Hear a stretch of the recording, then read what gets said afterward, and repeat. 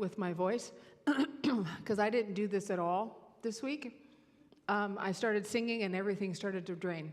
So I apologize for the, it's just the tail end, tail end of that cold that I had. All right, so, Oh, okay. Oh, all right. Do you need a minute? Okay.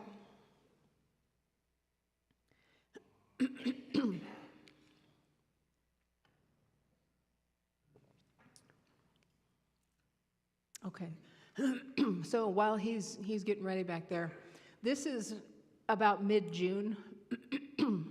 This is the second week of June somehow. So we've got 5 weeks to go. We'll get through that today because I'll speed up here.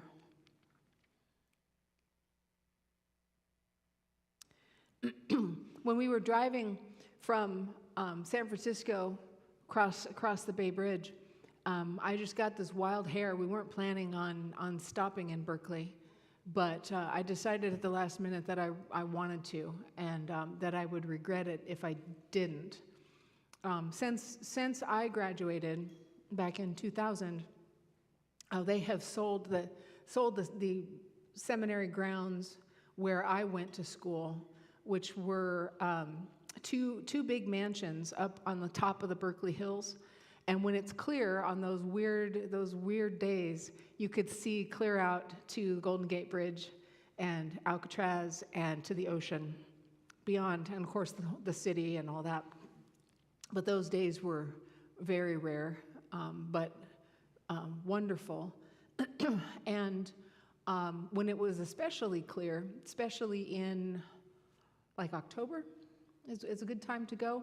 But if you climbed up to the bell tower in one of those mansions, you could see clear down to San Jose. So you could see the whole South Bay and part of the North Bay. There was trees or something in the way, so you couldn't see quite all the way up there, but you could see just the whole panorama of the San Francisco Bay Area. It was really quite extraordinary.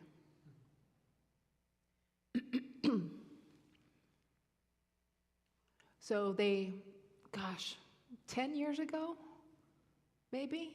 It's been a while. They sold that and they moved into office space. The seminary moved into office space downtown. So I was really curious to see, well, what does that look like? I mean, I know what seminary looked like for me when I was up on the hill, but what does it look like now? And it's super interesting because they are sharing office space with the Synod office. So the Synod office is to the left, and then the seminary is over here to the right. And they said that there were only 2 people there that day, and they said that next year, this fall, is going to be the first year that the seminary is 100% online. So I don't know how they're going to do that, but they've got it figured out. I mean, it's not that it's good or bad, it's just very different from my experience of 3 years in-person experience and then 1 year out in the field on internship. But this is the direction of the church, so we'll see what happens. So I'm right there. That's me. Maybe you heard me saying to Doug, the class is about 2/3 MDiv students, so pastor types, and then the other third were people who got a master's degree in something or a certificate of theological studies, or we had a few people who were working toward their PhD, but I don't think I had any in this class. But if they earned their PhD that year, then they would be eligible to be in the class. So this is the new campus pastor. I can't remember her name. And this guy is named Aaron. And they were so kind, and they asked about what we were doing and why were we coming to visit, blah, blah, blah. And I said that, we were on this 10,000-mile road trip, and of course their eyes just went, wah! And I said, our next stop was Lodi. And he goes, Lodi? Well, do you know such and such? And no. Well, do you know so-and-so? No. Do you know Fred and Pat Fredstrom? Well, yeah, I do quite well, because Fred and Pat Fredstrom were among the people who used to watch over me when I went to church by myself as a kid. And I went to the Holy Land with Fred and Pat and in 1999, and they were the ones who said to me, Pat said to me, I always knew you were going to be a pastor. Which is just to have that kind of affirmation, especially in the Holy Land of all places, was just extraordinary. Well, this man married Fred and Pat's granddaughter. Yeah. And so I never knew his mother-in-law. She moved away the year before we joined the church. And of course, I was a little kid. I was 7. So I don't know that I would have remembered her anyway. But anyhow, really fun to make that connection. And there's more to that story when we get to Lodi. So this is a Jelly Belly factory. Barbara Ann was there. Super fun. If you ever get to go do it. This is another mosaic in jelly beans. Mosaic. The glare was terrible. I know it's hard to see, but they were just extraordinary. Okay. We spent, I think, $150 on jelly beans. Who knew, right? But I have this really cool jar now that's full of jelly beans. I just love it. Okay, here's the story you've been waiting for. This is the hotel that we stayed at in Lodi. And when I hired the travel agent, she gave me a list of all the hotels we're going to be staying at, and so we're going through the itinerary. And we got to Lodi, and I see the name of this hotel. And I said, why did you pick this hotel? This place is a pit. Why did you pick this place? Well, it's under new management, and it's been remodeled, and it's beautiful on the outside. It's beautiful, and it's got 5 stars. Everybody loves it there, and we were also looking for ways to kind of balance out the more expensive hotels. Like we stayed in downtown San Francisco, which is expensive, and so this would be a lot less, and so then we get to the average of what we were looking at. All right. I said, well, against my better judgment, we'll stay there. Okay. Well, oops. Oh, that's the only one I put in. Okay. So we get in the room, and it's very sparse. There's a bed, there's a desk and a TV. I think there was a table over here, and then, of course, the bathroom and all that. But it was clean.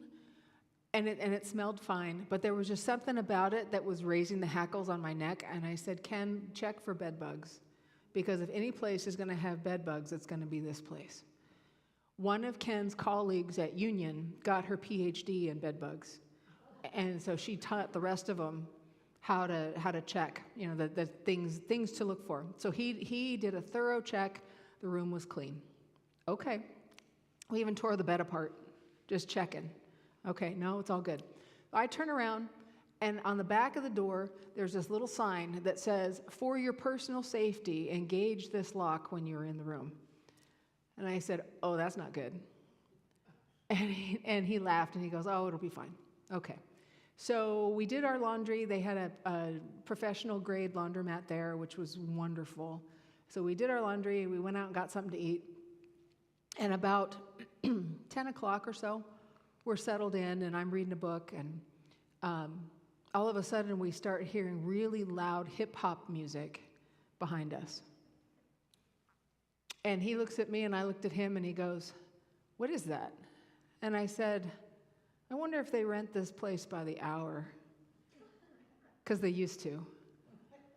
And he goes, oh, no. I said, yeah, I just wonder. I said, let's wait and see. 11 o'clock on the dot, the music stopped. I said, oh, yeah. We had a little booty call next door. Okay, all right. And then the kids on the other side started in. There were 4 kids in this family, cute little kids. And I don't know if they woke up or what was going on, but they wanted ice cream and they were watching Frozen and they were doing all kinds of stuff over there. So it's now about 11:30 and I put in my earplugs and my sleep shade and I was out for the night. So the next morning, we were supposed to go to Sacramento to the train museum that's up there because most of my dad's train collection was donated to that museum and I wanted to go see what they did with it. Well, we were so exhausted, we just could not get back in the car. So fine, so we slept in. And about 10:30, I came down this walkway, like toward the camera. No, it would be that way. I went that way. And because that's where the car was on that side of the hotel. And when I got there, I saw 2 police cars and an ambulance, and the coroner was coming in around the corner. And evidently, what happened was somebody OD'd on that side of the hotel the night before and passed away. So, there's the dead body. And God forgive me, I just started laughing. Because I knew this was going to happen. I knew that this was going to be the way it was at this place. And so I went back to Ken and I said, we need to go to another place. I don't want to stay here. He goes, oh, come on, it's not that bad. So we ended up staying another night. So funny. This is my best childhood friend, Melinda. She still lives in the area, and she and her daughter joined us for dinner, so it was really good to see her. Oh, there's the sign. Yeah, for your protection, engage the lock when you're in the room.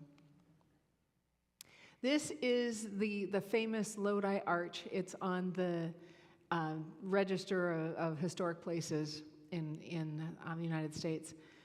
There's only a few of these left. I can't remember how many it said. It was like 10. I don't know. That harkens back to the days of the missions and so on when California was first becoming a state. So they built this when Lodi was founded back in 18-something. I can't remember anymore. 1890s. And the California bear is the state animal, and that's the gold thing on the top. That arch marks the difference between the east side of town and the west side of town. And so the red light district is just on the street that's right in front of it that goes north and south. That was the old red light district, and still a lot of bad things happening there.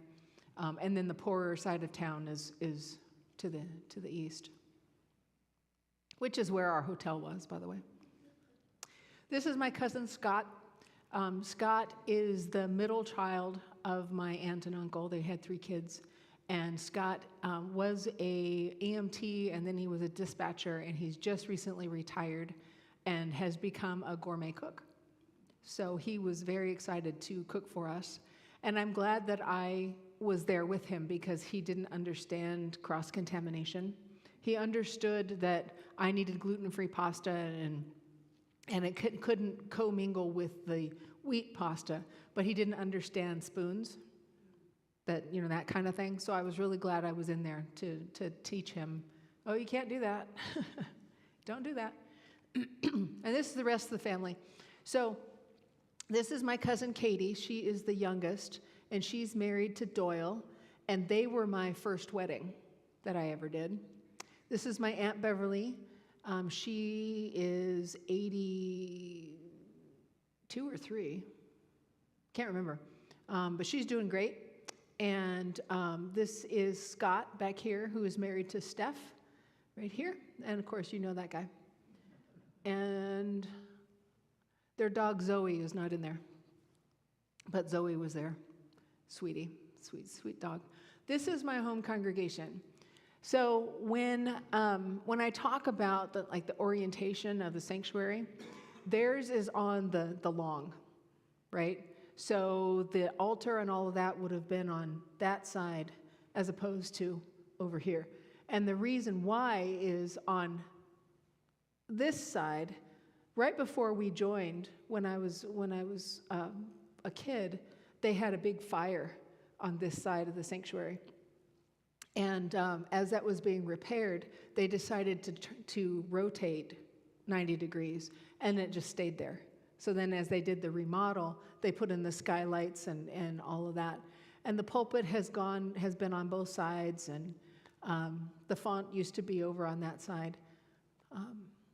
But anyhow, still has the orange carpet from 1979.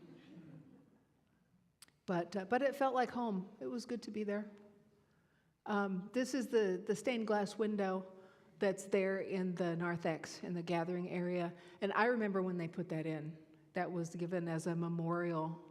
The patriarch, I think it was the patriarch of the congregation, died, and a bunch of people gave money for that window. It has the Alpha and the Omega in it. You can see there's the Alpha right there, and there's the Omega right there. It's beautiful. Used to have the confirmation wall of fame right here. My picture used to be in that, but they moved it. I don't know where they took it. So if anybody ever criticizes the confirmation wall out there, people do look at it. So there's the outside, and Barbara Ann. So the story about here, the story about St. Paul's is, so we went in there, and we were the only ones there for a really long time. And then maybe, 20 people ended up there altogether. Church was supposed to start at 10, and the pastor didn't come, and so it's 10:15.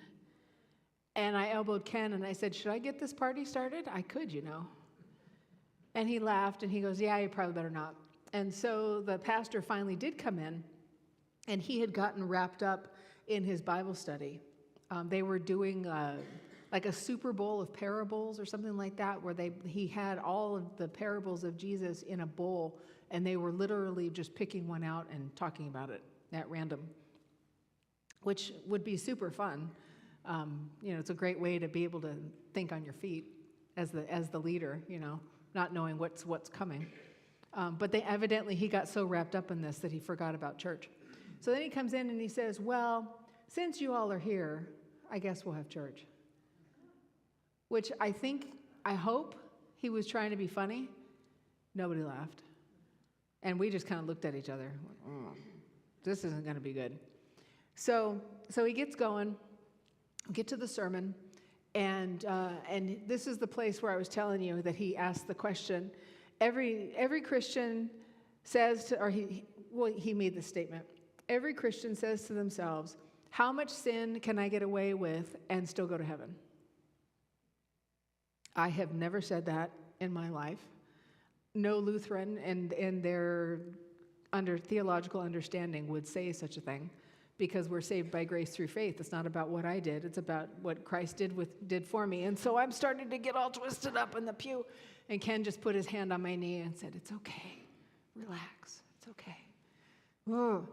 So as he kept going, then he started misquoting scripture and conflating stories.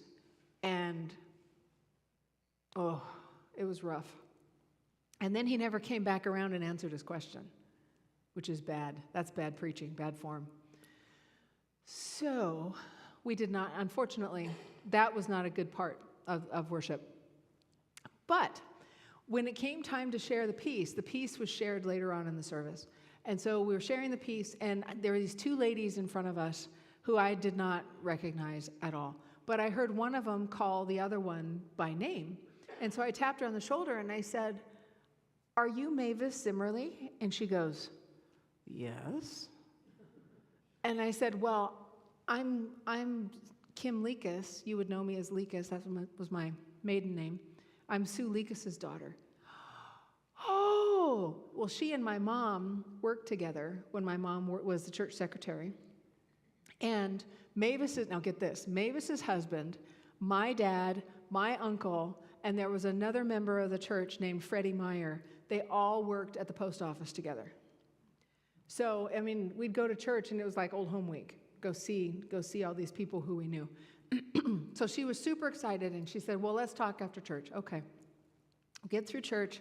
What are you doing? Why are you here? What's going on? And so, we're on this road trip, blah, blah, blah. And I said, and we stopped at the seminary on the way over here. And she goes, oh, well, did you see Catherine? Who's Catherine? Well, Catherine's son works at the seminary. That guy, Aaron, his son-in-law, works at the seminary. I said, really? Oh, so that means that she was Fred and Pat's daughter. Yeah. Oh, no, I've never met her. And so she was talking over here, And so Mavis took me and took both of us, and we went over there and met her. And I said, I'm so happy to meet you. I've heard a lot about you. And Catherine was so kind because Pat passed away just this last Christmas. And I sent her a Christmas card. We've kept in touch since 1999. And she used to write me these big, long letters, and they got shorter and shorter and shorter until finally I didn't hear from her at all. And I wondered if she was even still living. But I went ahead and sent the card, and she got it. And she passed away on the 22nd or 23rd, something like that. And so Catherine had my address because I had sent this card. And so she sent me this very nice note to let me know that Pat had passed away. Fred died years ago. And so I thanked her for sending me the card. And she said, oh, I'm so glad to know that, because she sent out maybe a dozen or so just to the faraway people, because everybody in town would have seen the obituary. But she was really glad to know that that was helpful. And so then so she said, so what brings you to town? And I said, well, we're on this road trip and traveling. I'm on sabbatical. And she goes, oh, you're the pastor. Yeah. And she said, well, my son-in-law, Aaron, called me last night and said, I have this amazing story I have to tell you about this pastor who's traveling across the United States. That's you. I said, yeah, that is me. So that was super fun, and got rid of all the nasty experience. So we started heading back out to the coast.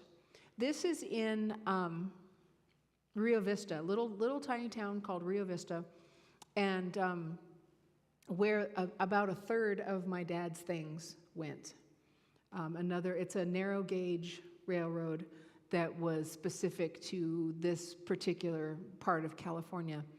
And so we went in there and talked to the docents, and I told them who I was and said, where's my stuff? They had no idea who I was or who my dad was, so that's too bad. But she did say that the historians are there Monday through Friday, and they would know.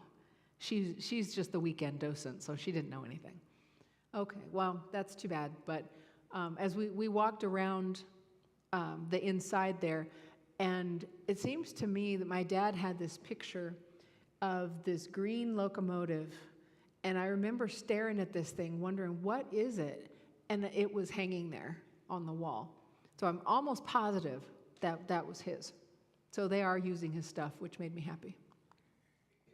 Then we went to Santa Rosa. I'm going to pick it up a little bit. We went to Santa Rosa, and we went to the Charlie Brown Museum. Snoopy had siblings. I didn't know that. I had no idea. But they had a little story about each of the dogs in the litter. Oh, yeah, and the one in the middle there, that one is his mom. That's Snoopy's mom. And she's sad because the puppies are being given away.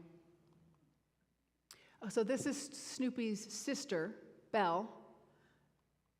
And then they had different things on the walls. Like it's set up like an art museum. It was really interesting the way that they did this. And then they had little things that you could go do, So I love this picture. It's hilarious. Then I said, Ken, get in here. So he got in there too. And Snoopy's family. And the Emmy that he won. This is a picture of Charles Schultz's dog, Snoopy. And that's who the Snoopy character is based on. I thought this was so cool. It says, happiness is Perry Patos. Oh no, I can't remember. What does that mean? Oh, happiness is having a friend. That's what it is. And it's in Greek. And I could read it. So that was really cool. This is out there in front. This is Barbara Ann. It's not his belly button. This is Barbara Ann. But a great big thing. I mean, you can see how big it is. Really cool. If you're ever out there, it's worth the 10 or 15 bucks or whatever it was to get in there. And then this was kind of off the parking lot. They just had this. I think it's their shed for their mowers and stuff like that. But it looks like Snoopy's doghouse. So we kept going and got up to Fort Bragg, and then we rode the skunk train. And the skunk train used to run from Fort Bragg, I think it went up to Eureka and back. And they called it the skunk train because of the kind of coal that they used for the steam engine. Had a lot of sulfur in it and smelled like a skunk. So hence the name. So that's us. We're just going through the forest. It was a 5 or 10 mile trip, something like that. Just beautiful. Made me miss the redwoods. I didn't realize how much I missed them. Gorgeous.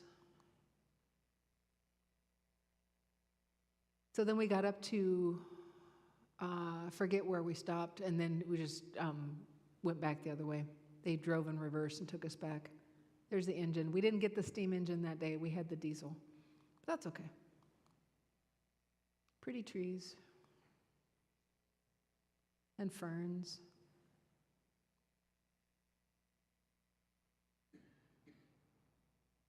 There's the depot. Super fun. So then we drove up to the Avenue of the Giants, so we're still going north, and stopped in Leggett, because when you're driving up that way, you have to drive through the redwood tree. It's just something that you have to do. And I think we had maybe an inch to an inch and a half of clearance on each side of the car. I didn't think about that before I got the nose in there, and then I thought, oh man, are we going to make this? So Ken's got this video going, do we have enough room? I'm saying, do we have enough room? Do we have enough room? Oh my gosh. But as we drove through it, I looked up and I saw the very center ring of the tree through the sunroof. And then I thought, oh, I got to watch where I'm going. Make sure we get through the tree. This was a carving. Those are a couple owls that are there. And then we just stopped and enjoyed the view. And we drove a little bit further, and we went to Redwood State Park. So that's Founder's Tree, and that's all of its statistics, that it's 346 feet tall and 12-foot diameter. I hugged a couple of trees. If you have not hugged a tree, you got to do it. It's just that I can feel the life around in the tree when I hug it. I feel the life force in the tree. It's such a healing thing. You got to do it. Just mammoth. They're so big. So we walked around, looked at the trees. That's a fallen tree. There's a hollow tree. Ken pointing at the tree. Look how big these things are. That's Ken. There's me. So big. It's just so big.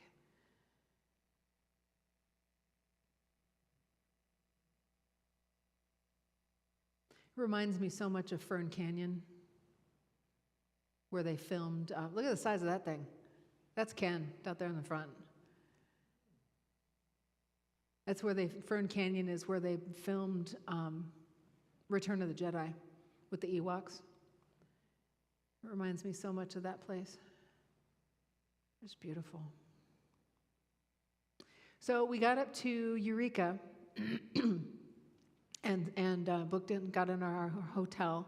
And the next day we drove up to Arcata, where the university is, and I met with my university advisor. So this is the guy I was telling you about, who was a Buddhist when I met him, when I knew him, and a Baptist minister ordained, Southern Baptist, and now he's an Episcopalian, and just had a lovely conversation with him. He now teaches knitting to men, so he was so excited about holding Barbara Ann because he does a lot of work with wool. So he thought that was just lovely that he got to do that. So fun to see him. There's my university graduation picture. So that's us in 1994. So, we haven't changed that much. Not really. I'm tanner now. So this is Founders Hall. This is at the university. A lot of my classes were up there. So that's there. That's the seal of the university. It was formed in 1913. Yeah, 1913. And it says light and phos. Phos is light, and aletheia, light, and I can't remember what's aletheia. I don't remember. Anyway, probably hope, light and hope, something like that. There was a terrible bus accident in 2000, what was it, Ken, 2020?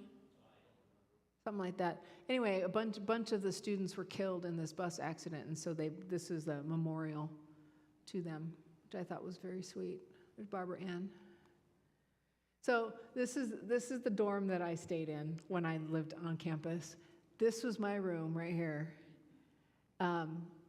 So it's Sunset Hall, and I forget what was across the way. But these dorms were designed by the same man who designed San Quentin, which we always thought was hilarious. This is the Lutheran church that I went to when I was there.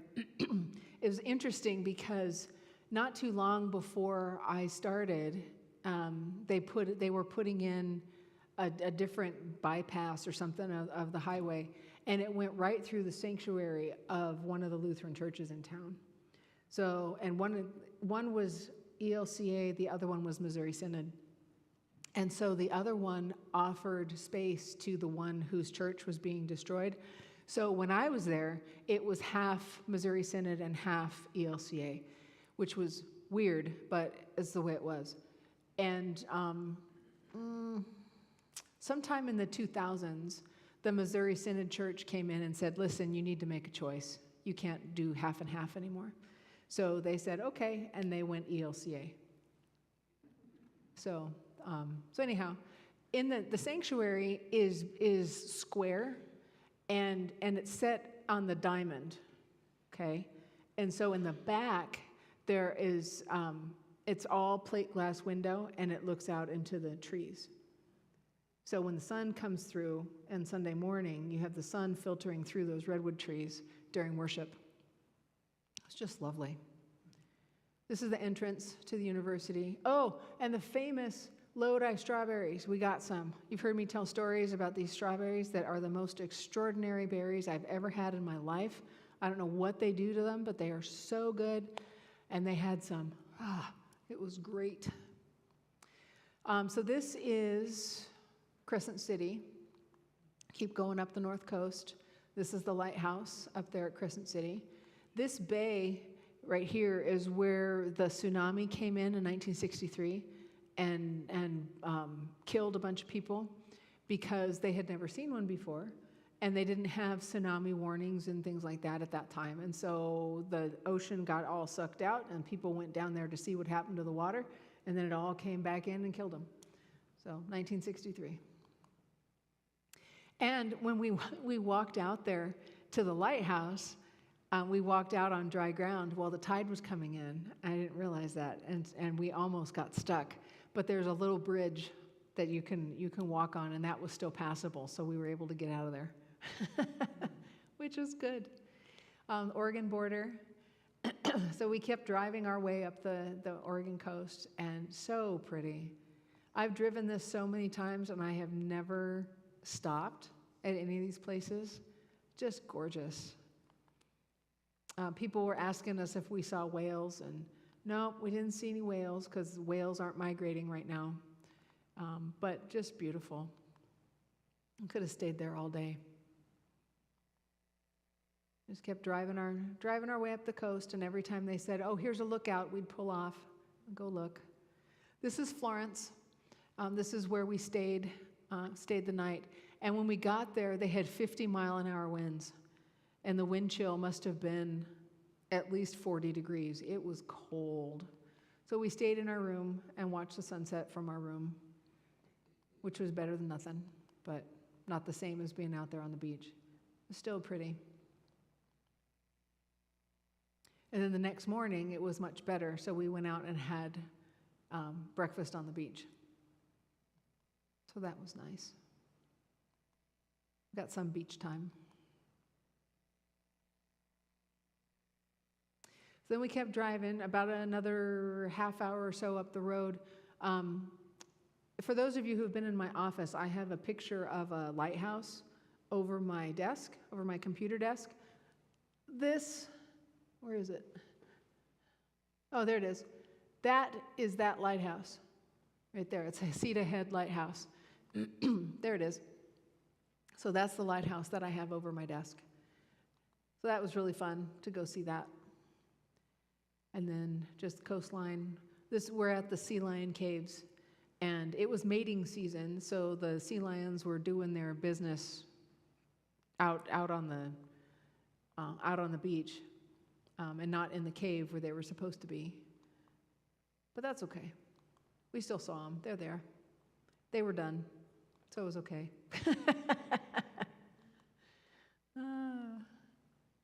They're just big cats. They're so fun. There's Barbara Ann. So then we headed inland, and we went to Bend.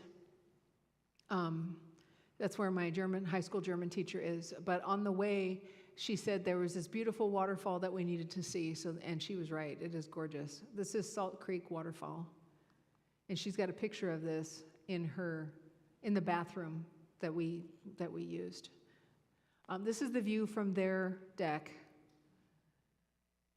Just, don't you feel bad for them? It's just awful, horrible. This is my internship supervisor. He now lives in Bend, and had a wonderful conversation with him, met him for coffee. Super fun. This was another waterfall. They wanted to go for a hike. I think this was Tubalo Falls. Is that right, Ken? You don't remember any of that? Okay. I think it's Tubalo Falls. But that was beautiful. So pretty up there. And this is their dog, Charlie Brown. Yeah, you can sort of see Gigi. She's right there. Some of you met Gigi when they traveled through and they came to quilting. That's who this is. And now they have another dog. This is Ollie. And Ken is the dog whisperer. Every place we go, if the people have dogs, they just love him. And Ollie was just so happy. They like me, but not like him. So this is Ben and Gigi. Ben is 92? I think he's 92 now. And Gigi she's in her early 80s. But they're just doing great, just plugging along. There they are on the porch with the doggies. We went to a couple of state parks on our way back out to the coast. But it was a holiday weekend. Father's Day, I think it was. And no, Juneteenth. It was Juneteenth. And so it was a federal holiday. Everybody had the day off. The parks were just packed. But we did get in to see this one and see this waterfall, which was really pretty. Really enjoyed that. And this is foxglove. It grows and blooms all over the place. It is toxic and deadly. So why they let it grow like they do, I do not know, but it sure is pretty. I'm glad we checked it out and found out what it was before we touched it. We stayed in Tillamook, so we went to the cheese factory. That was really fun. There's a big old cow behind us. Statue, of course. When my parents lived in Oregon, Ken and I have been to Tillamook, I can't tell you how many times, probably close to a dozen times. And since then, they have completely changed the factory. It is much more modern now, a lot more assembly line type manufacturing, and it's huge. The factory is mammoth. It was not that big when we were last time I was there. And the area that used to be the cafeteria, like where you could go and eat your food, that now is all gift shop. So like from this room,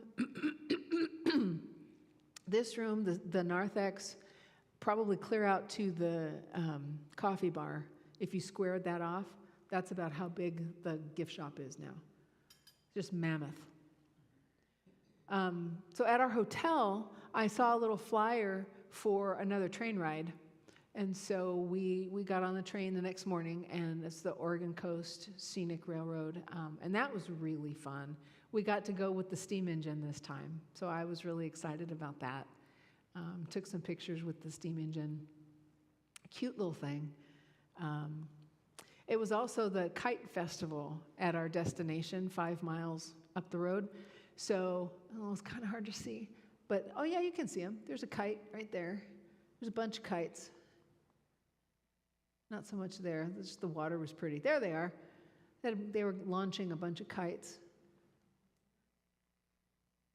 Even had a turtle up there. They had Dumbo. It was really cute. It was super fun. Beautiful.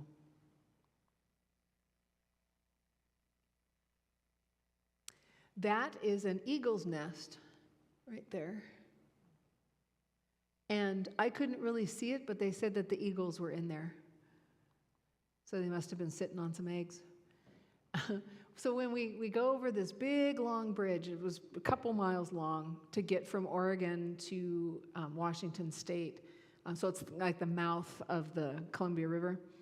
And this rest stop was there, and it was called the Dismal Niche. I thought that was hilarious.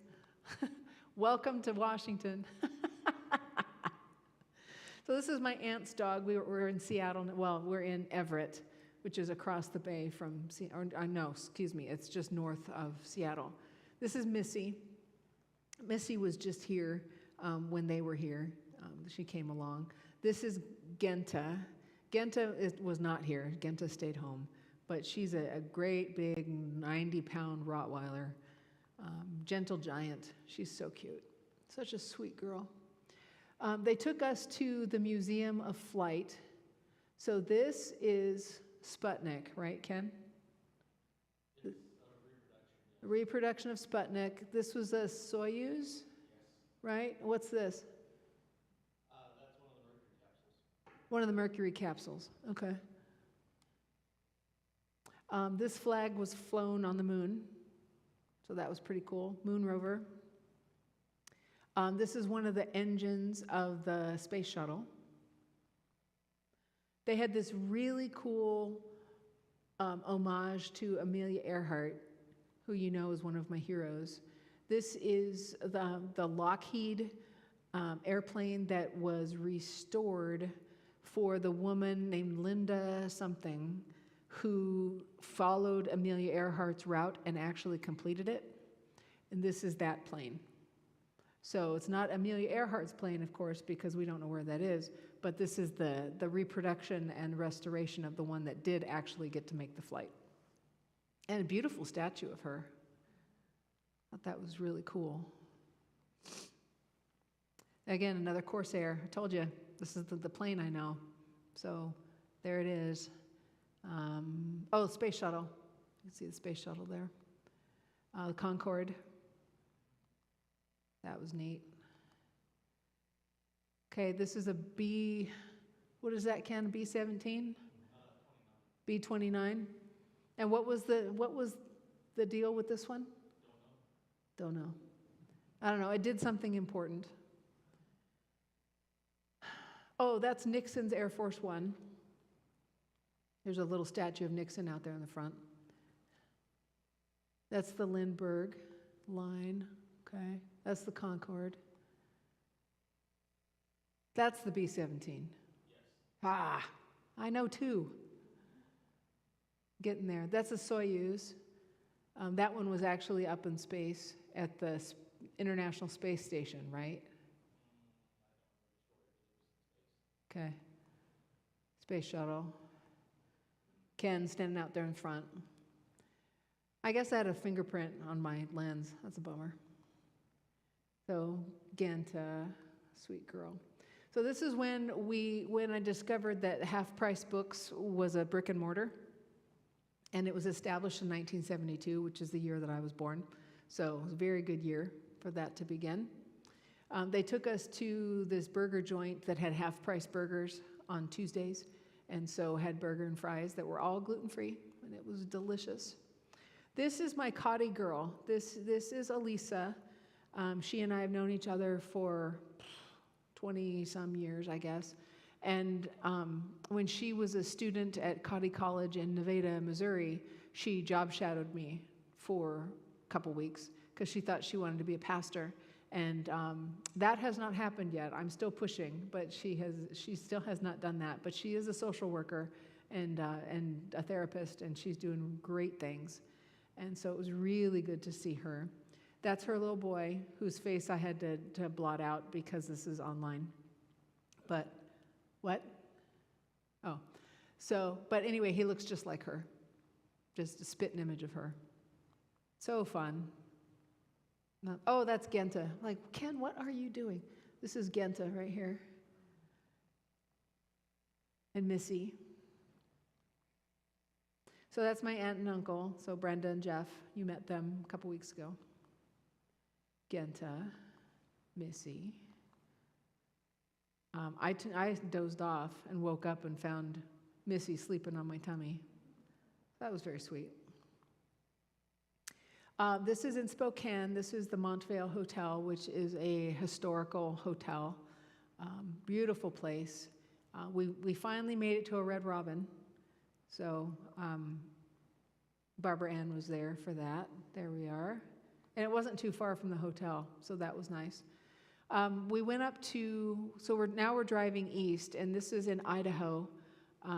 We stopped in this little place where my friend Zach lives.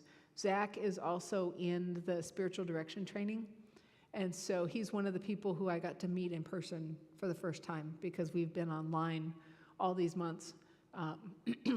And those are his girls. Those are his daughters who were just lovely. So it's Charlie and Juniper and Goldenrod, and they call her Goldie. But they really like flowers, obviously, and these are mountain lilies, and he said they bloomed that morning because I was coming. So super fun. He's a great guy. Then from there, we went to Glacier National Park. So that's what this all is. And I'm not as familiar with the landmarks of Glacier National Park, but boy, it is gorgeous. And I found a audio tour, but it was really good. And it would say, tell us what all these things are. And as you go around the corner, be sure to look to the right or to the left because you're going to see blah, blah, blah. And it was great. But again, we were there on the weekend, Saturday or Sunday. I can't remember which day. Saturday, I think. And so the park was really full. It was hard to find parking to get off and go see things.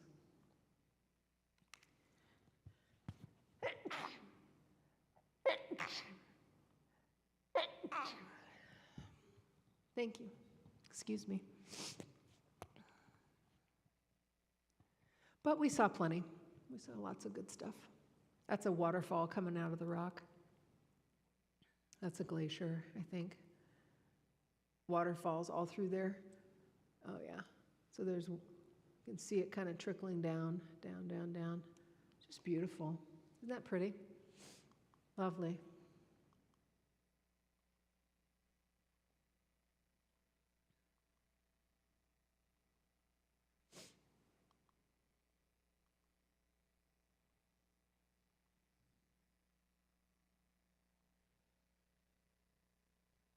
Oh, so I forgot there was another video with sound, but that we don't have any sound. That's okay. Oh, so here's Ken. Ken is right there. He hiked up to get closer to the waterfall.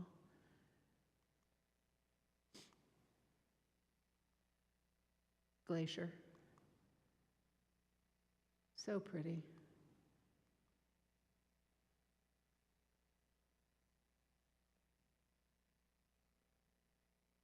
So from there, we went to Wind River State Park, which is part of Grand Tetons. And that's, thankfully, we drove up the night before, or the day that we got there. And we had spent, something like 9 hours in the car that day. It was a really long drive day. And we got there, and the host at our hotel said if we drove up this little road, about 20 minutes up the road, we could see the Grand Tetons.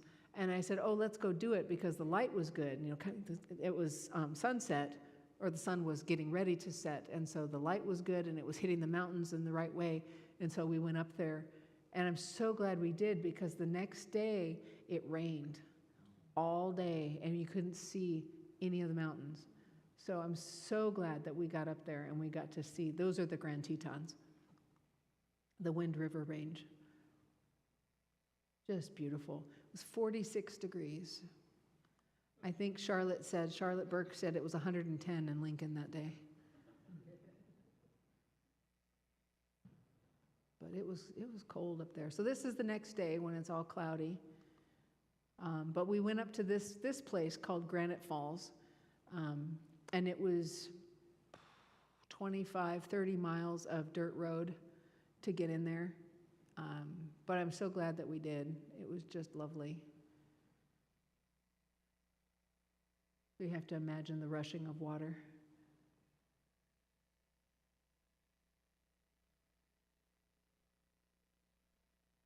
And Barbara Ann was there. Oh yeah, this is a great video.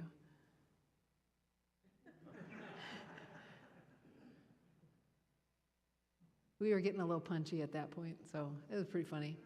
So there's Ken up there.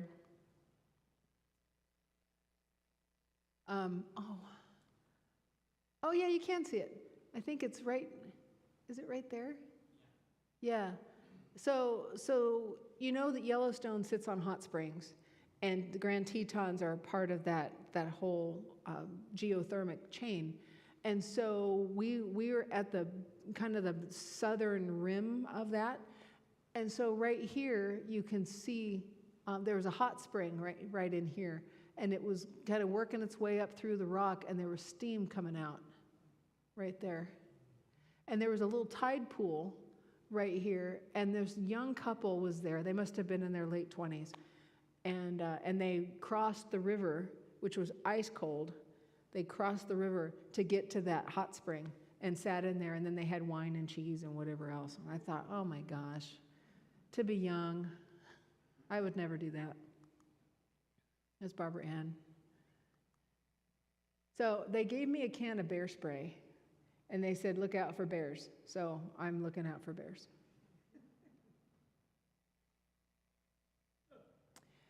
This is that was the swimming pool that was at a fork. You could, if you went to the right, you went to the waterfall. If you went to the left, you could go to the swimming pool, and it was heated by this spring that was nearby.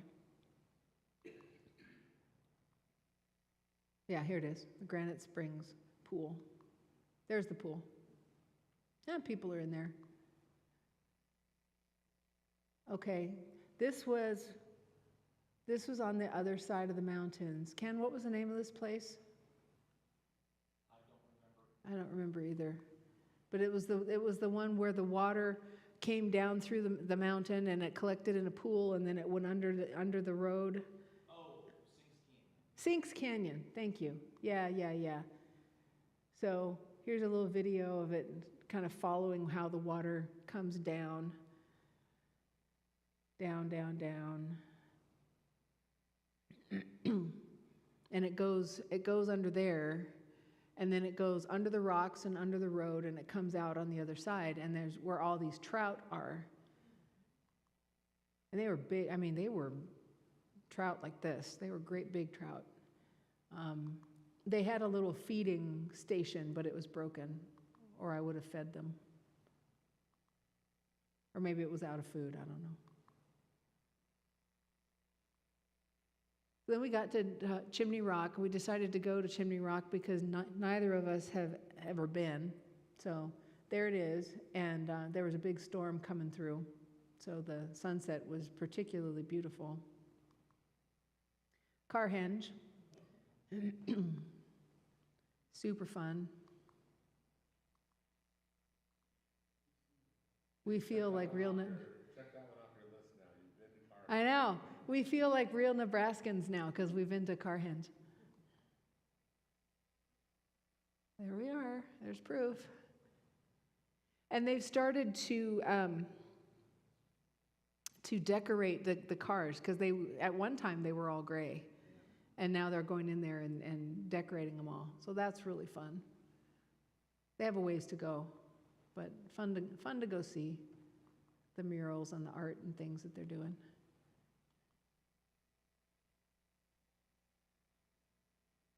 Yeah, I got to step it up and run out of time. Okay, so then we came back to Lincoln. We were here over the 4th of July weekend, and then we left Sunday morning, the 5th, to go to Indianapolis because I had a conference to get to. So on our way, we stopped at the Walt Disney Hometown Museum, which was really fun. This is in Marceline, Missouri. Oh, that was his desk, Walt Disney's desk as a child. I don't know what that is. He had little race cars that ran around his property, so that's one of the race cars. Mickey Mouse, of course, giving Mickey a high five. All this great stuff. So this is more of an ode to the man and less about Disneyland and the things that he did, but this was more about Walt Disney himself. This is a bronze of when Mickey Mouse is the magician's assistant in. So, thank you. The Sorcerer's Apprentice in Fantasia. Yeah, it was really cool. And then they had all these miniatures of Disneyland because Main Street in Disneyland is based on the Main Street of Marceline, Missouri. So they had all these really cool things to look at. And they had this branch that fell off of Walt Disney's tree at the farm where he grew up. And he used to go sit under this tree for inspiration and so on, and they invite people to touch the tree to be inspired. So we got inspired. It was fun.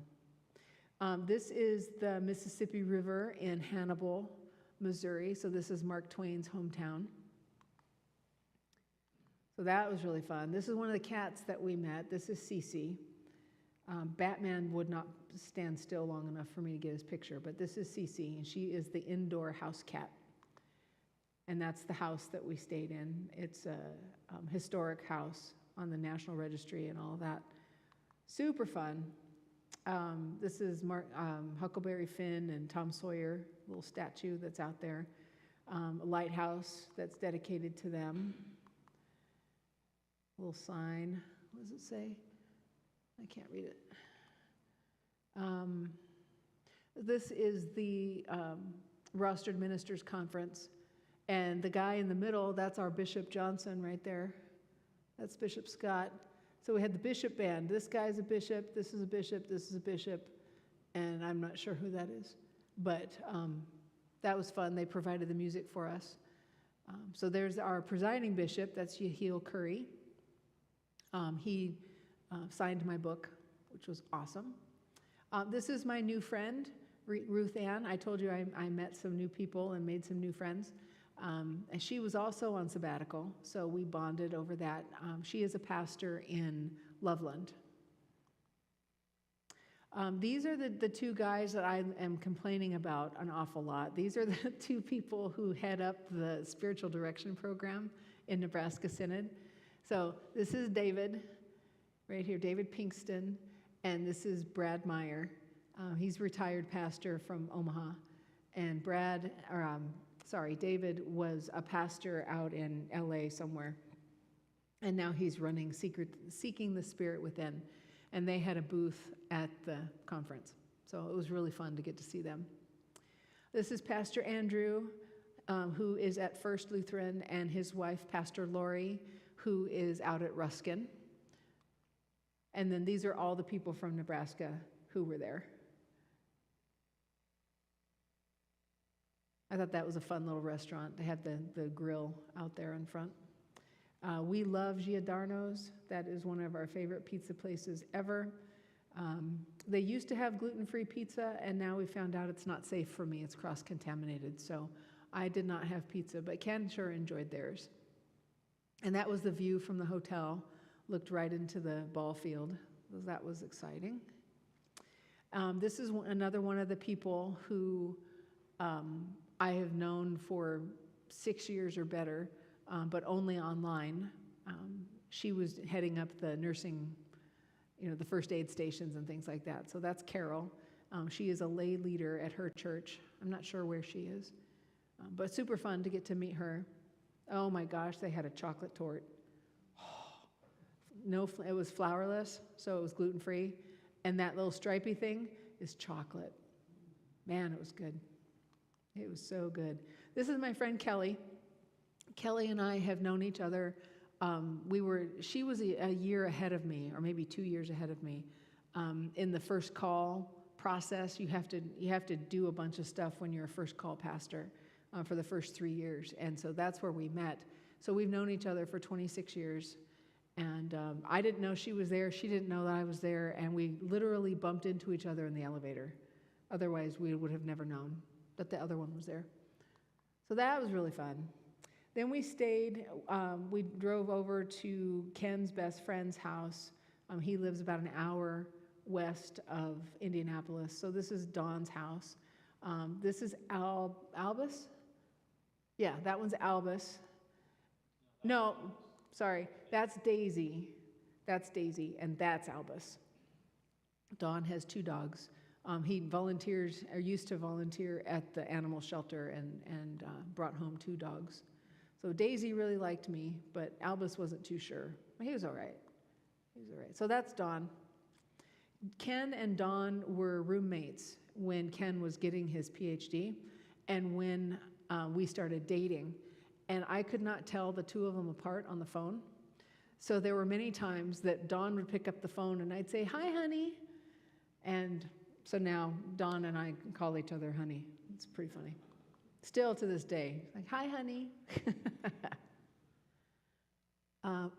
So then we went to Dayton, Ohio, and this is the National Air Force Museum, and they had a little thing about the Berlin airlift and the East German Wall and that kind of thing. So that's where all the concentration camps were, and so on. So lots more planes. Yeah, see, I took a picture of it this time because I can never remember what this one is. That's the P-40E, or whatever that's worth. Come on. Okay. What's that one, Ken? Looks like a B-25 Mitchell. Okay. B-25 Mitchell. No clue. No clue. That's a weird one. I don't know. 17. Isn't that the Memphis Belle? Yes. So that's the Memphis Belle, like the actual plane. And so tell me if I get this wrong, Ken, but they started a program that if the crew and the airplane did 25 missions and survived, then they could go home. And the Memphis Belle was the first one to do that. And so that's why it's famous. That's the boxcar. So this is the one that dropped the atomic bomb on Hiroshima? Nagasaki. And there's a mock-up of it. Is that Fat Man? Okay. And that's Little Boy. Okay. So the first bomb that they dropped was called Fat Man. Little Boy.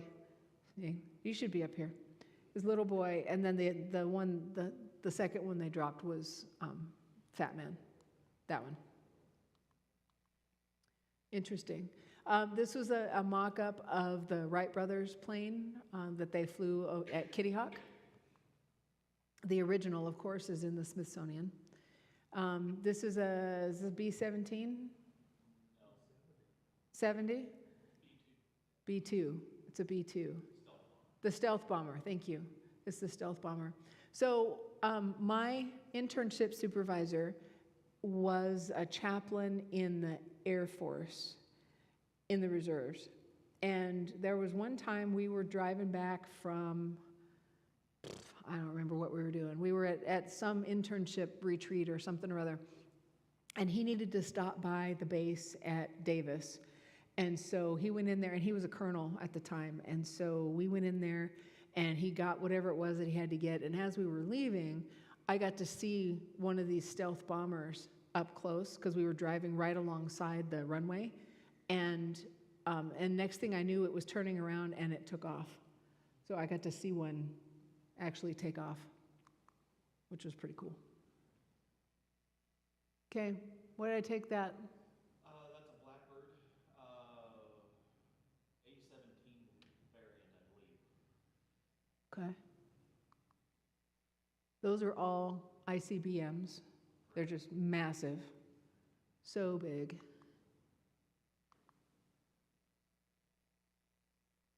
That's not the Concorde. What is that? No, that's the E-47, I think. It's one of two supersonic bombers. Oh, is that a drone? No. Oh, okay. It's a supersonic bomber. Okay. But they only got like two of them. Okay. So then they had a Star Wars exhibit.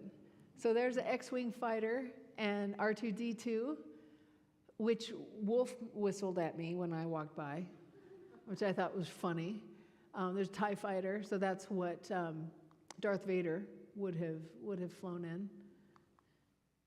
Another Air Force One. They had a bunch of them. This is where they had FDRs, and they had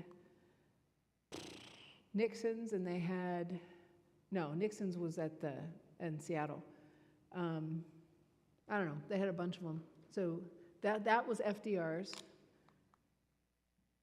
and a space shuttle. That's the drone. That's a drone. And they had this really cool quilt that was an ode to all the arms of the armed forces. I thought that was really cool. So that's what it looks like on the outside. And hangars. That's where the museum is housed in all those hangars. We got caught in the rain. It just opened up and poured. And I had newish Birkenstocks, and they got soaked, and they turned my feet blue. You can see the, see the stripes right there? It looks like bruises. That's actually the dye from the Birkenstocks. Then we went on to Cleveland, and we went to the Rock and Roll Hall of Fame. So Blues Brothers, Prince. This was Adam Sandler when he was Opera Man on SNL. Elvis. Lots of Elvis.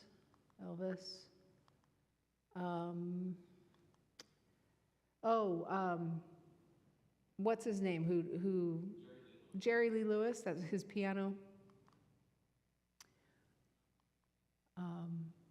Fats Domino. Madonna's lace gloves from Like a Virgin.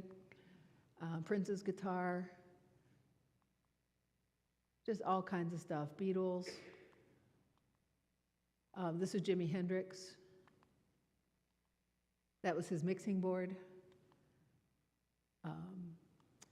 John Cougar Mellencamp has just inducted, and so they had his his sheet music there from Little Pink Houses. That was cool. That was Cyndi Lauper's Grammy, I think. And then different people who have been honored by the Rock and Roll Hall of Fame. I think that was George Michael's, or was it, what was his name? Billy Idol's. I think that was Billy Idol's motorcycle. That was Michael Jackson for Smooth Criminal. Michael Jackson again and again. That was one of Elton John's pianos. Different guitars. Ozzy Osbourne. That is glasses, his purple sunglasses. That was pretty fun. It's too bad Marlis is not here. They had this whole display for Taylor Swift. And I thought of our Marlis and how much she loves Taylor Swift.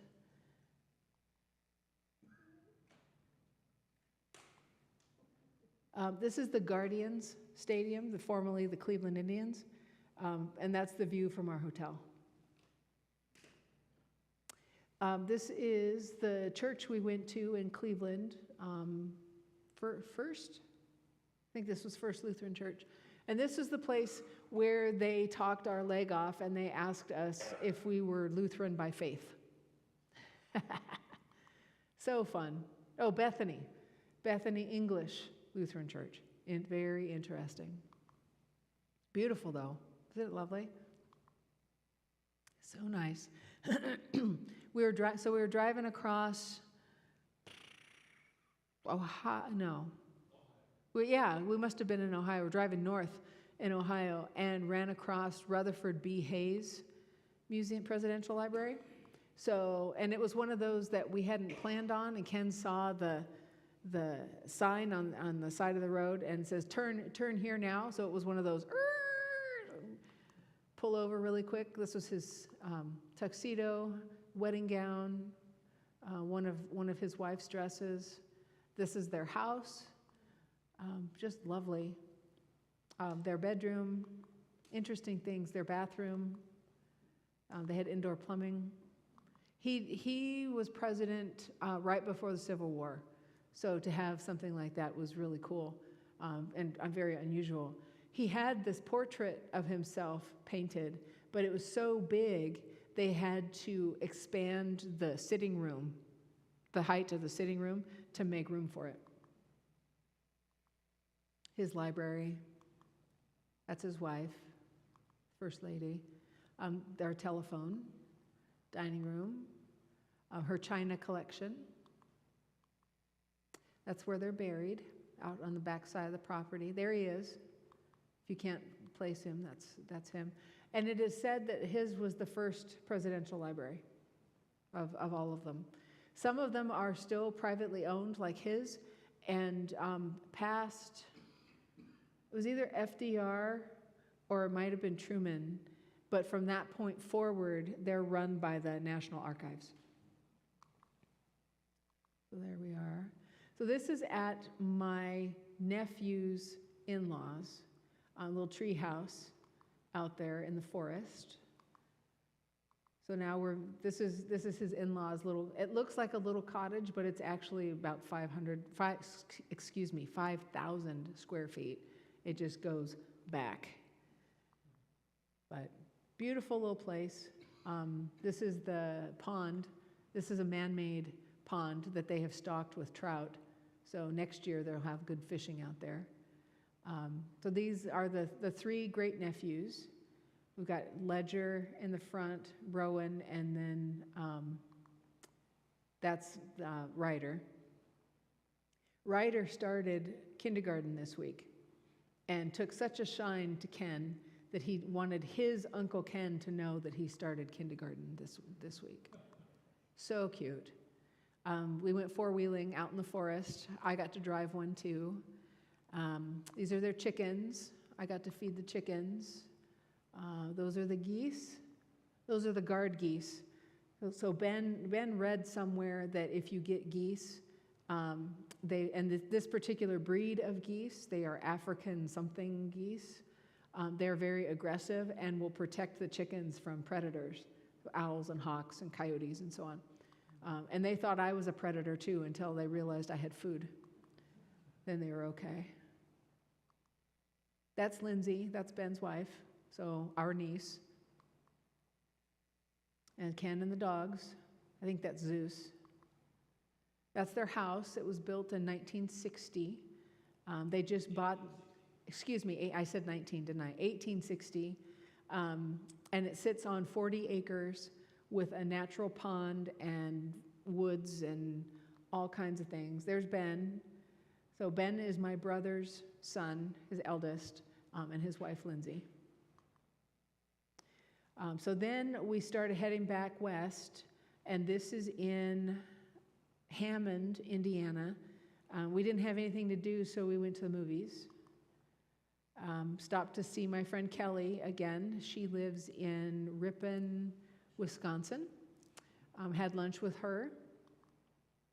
Went to the National Train Museum in Green Bay, and I got to see my 6th big boy. It's not that. That was Eisenhower's train. We walked through that. There it is. So that's number 6, big boy.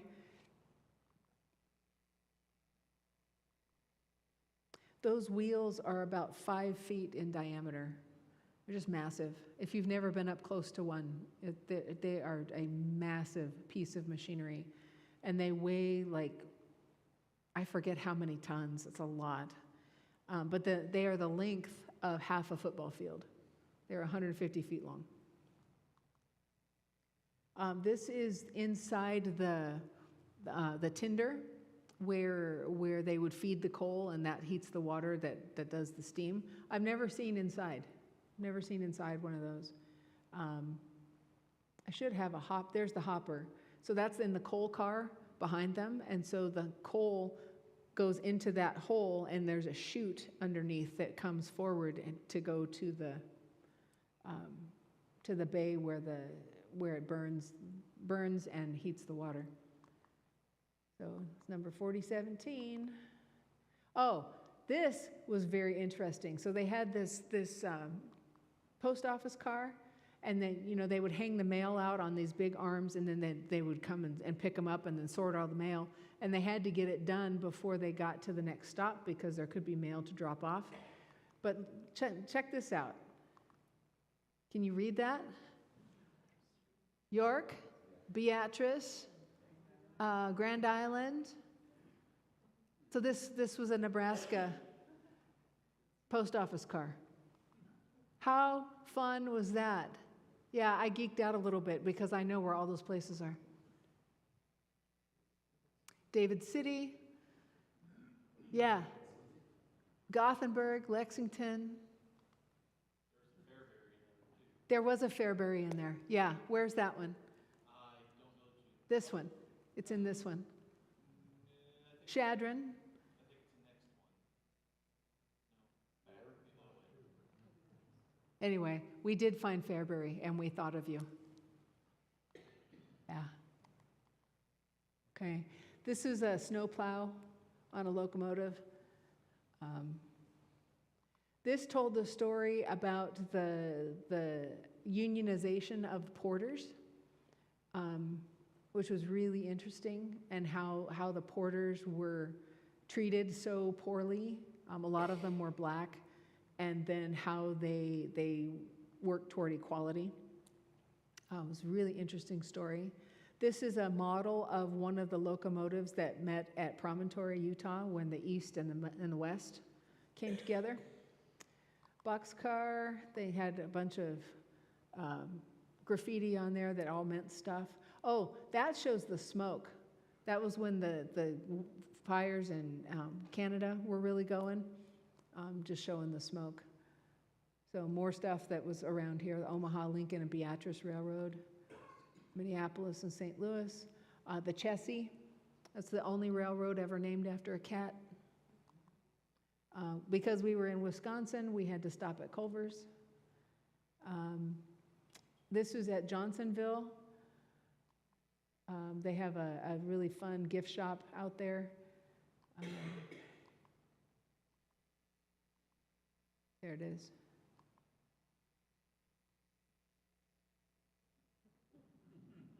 Isn't that beautiful? So fun. The magical creature that turns vegetables into sausage. These are our friends, Kathy and Carl. Carl is a retired pastor. He was a pastor for 40-some years. And we met them out at Luther Academy of the Rockies, and they put us up for a couple of nights, so that was really nice. Cheese Stand on the way home was award-winning for their Gouda, which is very good. This is the place where I got to go out and pet the cows. That was super fun. Then we went to Minneapolis. We had been by several Portland leather stores and never had a chance to get in to see one, and so I finally got there, and I love Portland leather. It's just absolutely fantastic. This is my friend Tessa, another internet friend who I got to meet the first time. The three of us went to Paisley Park, which is the Prince Museum. So this was the only place where I could take photos. The other, like his studios and things like that, we went through 3 of his studios that are there on site, and they didn't let me take pictures in there. But got to do them in there, so that was good. He was an amazing man. And Tessa signed my book. Then we worshiped at First Lutheran Church. This was a really cool place. They were beginning a sermon series on how we worship and why we worship the way that we do. That's their baptismal font. How cool is that? So you could do the sprinkling part up here, like how we do it, or there was a bigger place here that if you wanted to be immersed, you could do that too. It's really pretty. There's their pipe organ. Barbara Ann. Oh, this is Ivy. So we're saying this is more Luther Academy friends. Rod is a deacon, actually, and his wife, Heidi. She just finished her spiritual direction training, and so we had a lot to talk about. And Ivy. Ivy's watching us from the window. So this is Omaha coming in, and then we went to the Durham. They're having an exhibit right now on Disney costumes. So this was the dress that she wore as Cinderella in the live action that was in like 2012, I think. It was extraordinary. These pictures do not do it justice. This is the forms that they used to sculpt the crystal slipper, the different tiaras that the Cinderellas have worn over the years. So this is Fairy Godmother and Cinderella right before she gets the big blue gown. This was from Alice in Wonderland. So it's the White Witch and the Red Queen. Belle, Beauty and the Beast, Cinderella, Enchanted, Maleficent. This is Mary Poppins. Pirates of the Caribbean, Jack Sparrow. This is Time from the second Alice in Wonderland. This is Jasmine from Aladdin, and then Aladdin's costume. This is Jafar. This is Queen Nerissa from Enchanted. And I kid you not, I bet you Susan Sarandon's waist has got to be 18 inches. It was tiny. It's about this big around. So small. And her platforms are like this. Captain Barbossa from Pirates of the Caribbean. The White Witch from the Chronicles of Narnia. These are the 3 sisters from Hocus Pocus. The 3, Bette Midler and the Sanderson sisters. Thank you. Yeah. This is Anastasia and Drizella's dresses from Cinderella. And then Lady Tremaine, who was played by Kate Blanchett. Another one of the fairy godmother, and the shoe. And then the last thing we did was we went down to Kansas City and we went to the exhibit that they had on the Berlin Wall. This is actual barbed wire that they used at the top of the wall to keep the people out and in, as the case may be. This is Pastor Ron Drury, the one I've been talking about who retired a couple Sundays ago. So that was at his retirement party. Is that the last one? Must be, because it's not advancing. Was that at Shepherd of the Hills? That was at Shepherd of the Hills, yeah. Yep. So that's what we did. Pretty awesome. Yeah, it was amazing. It was an extraordinary thing that we did. So I want to thank you all again for allowing us the space to go do this and have this amazing adventure. It was quite extraordinary. My memory book is here, so I have it now in print and can look at it whenever I want and remember all the amazing things that we did. Yeah, you're welcome. Thanks for coming. I appreciate you being here and listening to the stories.